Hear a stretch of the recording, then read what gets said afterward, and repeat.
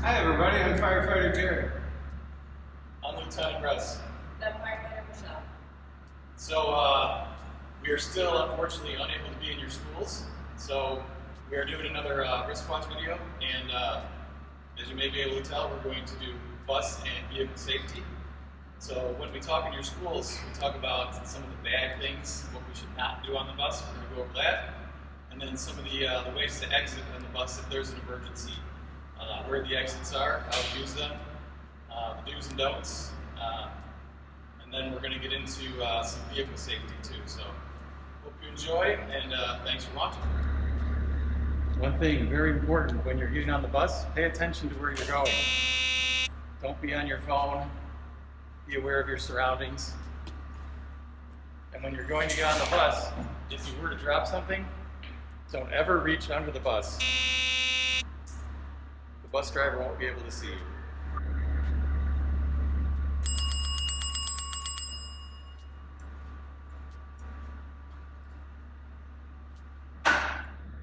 Okay, so one of the first things with bus safety is getting on the bus safely, and this includes how you wait for the bus to approach you.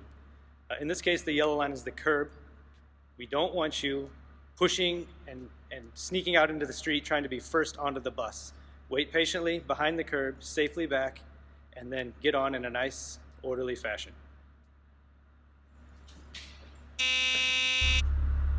It should look more like this.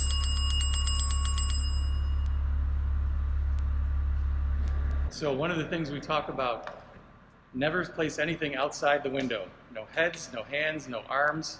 Bad things can happen. Like that. So this is the proper way to talk to someone or wave without anything going past the window. Then no one gets hurt. Hi, Mom. I'm sure I am excited for school today. So, how many things can we find wrong with this picture? There's arguing, there's improper seating, there's changing seats, which we don't do while the bus is moving. They're being disruptive. The bus driver can't concentrate on what they're doing. And remember, it's very important to be quiet, especially at railroad crossings. Because not only is the bus driver looking to see if there's a train coming, but they're also listening. And if you're loud, they can't hear you. So this is the proper way to be seated on the bus. We're not telling you you can't talk and have fun with your friends, but try not to be disruptive for the bus driver and make sure you're seated always when the bus is in motion. Michelle, I hope you have a great day at school today. So very important when you're getting off the bus to also do it in an orderly fashion, just like when we were getting on.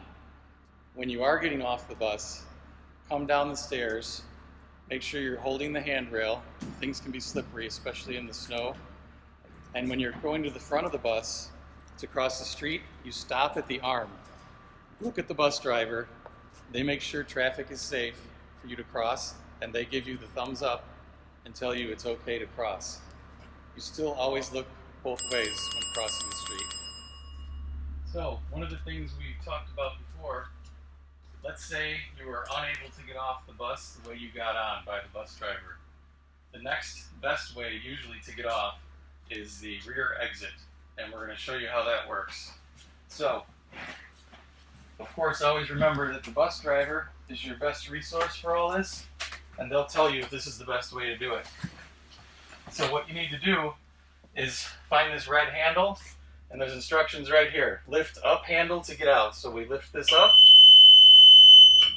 When you lift it, you're going to hear an alarm, but that's okay. It's just telling you that the door is open.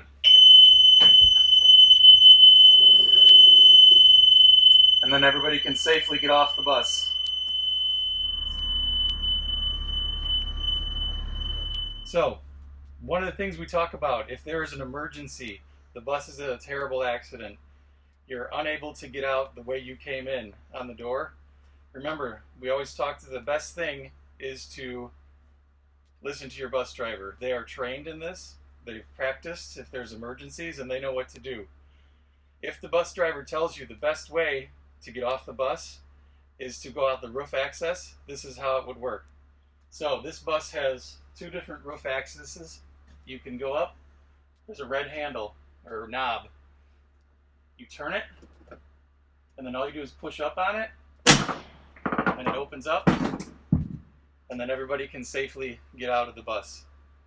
The other windows on the side have red handles, and the one we looked at earlier, the rear exit, also has a red handle, and those are what you look for emergencies.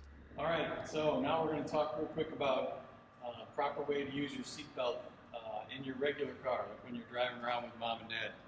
So we have two people in the back of the car here. Firefighter Jared is not wearing his seatbelt properly. The seatbelt is under his arm. It's going across his stomach, and if you get in a bad accident, he's going to fall way forward and he's going to hit himself on the seat in front of him. If he puts the seatbelt on properly on his shoulder, if you're in a bad crash and he goes to go forward, the seatbelt catches him. And that's the proper way to do it.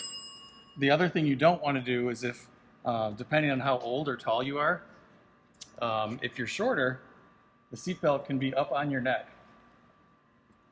And it's not comfortable, nor would it be safe if you got into a car crash, because now if he were to go forward, this is going to cut on his neck, and we don't want that. So in the last scenario where we showed if the seated person is way too low and the seatbelt's up on your neck, the best way to adjust that is with some sort of booster seat, okay? And that's all it does. It boosts you up so you're higher. All it does is you place it on top of the regular car seat that you have in your car. You take your seatbelt, put it on like you normally would. Make sure it goes across where this section is here. And you would be seated just like that. So that boost of a few inches here brings you up higher, and it makes the seatbelt fit properly on your shoulder. So another thing that's bad that we see kids doing sometimes is double buckling. So when you take your seatbelt and you want to hook yourself and the person next to you in the same seatbelt, and you try to stretch it across, and does that look like it's proper on Firefighter Michelle? Not at all. It's across her neck. And then if you look at Firefighter Jared, it's way too low on him. It's not up to where his shoulder is. So neither one of them is proper in the seatbelt. So the other thing we talk about, how old you need to be to sit in the front seat. You should be over 12 years old. The reason they say that is 100% because of airbags. It's not because they don't want kids in the front seat. These airbags come out of the dashboard, and they come out at 200 miles an hour, very quick. And that airbag comes out expecting to have an adult there. Someone big, someone tall, and if there's a kid there, it can hurt you, which we don't want. So please stay in the back until you get old enough. Sometimes mom and dads don't know that, so maybe you can teach them. Another thing too, some cars have this. There's an adjustment on the wall for your seatbelt where it goes in. If you squeeze it, you can make it go up and down and adjust it so it fits properly and comfortably on your shoulder. So that is an option. Last thing, let's say we have too many people to fit in my car and we're just going a short distance. Is it okay to pile everybody, in one car? So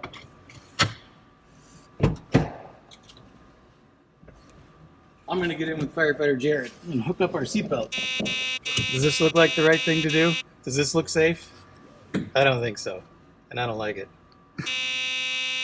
All right, that's all we got for you. Thank you for watching.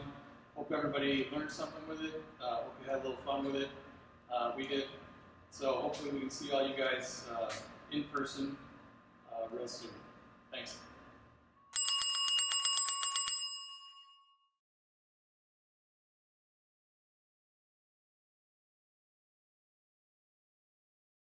And Let's do a practice take. Okay. so it's probably going to hit your arm, just so you know. Wave, Woody. See ya, Willie. I sure had fun with you at school today. Probably didn't get close enough to it. Or do you want it farther away? A little closer, and maybe a little faster. I had fun with you at school today. That was perfect. That was perfect. Now we just got to do it when we're not talking over it. Oh no! because that is what could happen. And that's what could happen. Bad things can happen. Like that.